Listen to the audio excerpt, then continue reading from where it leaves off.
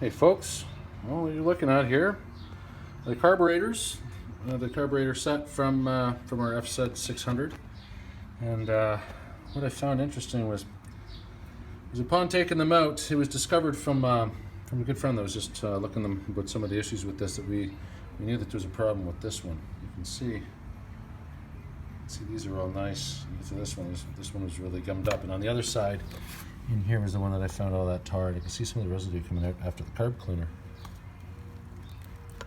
But this screw here, it's found right there, is missing on this one.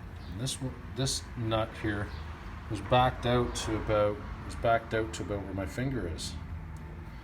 When I went to open up to try and just kind of open the carb, it wasn't opening at all. It was barely opening. So even just by tightening that down, even with the, sorry, my camera skills suck here. But by tightening that down, it made that butterfly valve open anyhow. And I think I may have to be putting a spring in there for the return. The rest actually look pretty decent, but it is very, very gummed up. These mechanisms. This one actually moves. This one does not move at all. This one moves.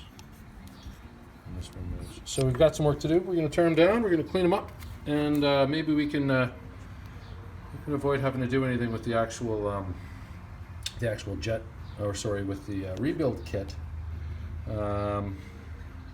which is on its way.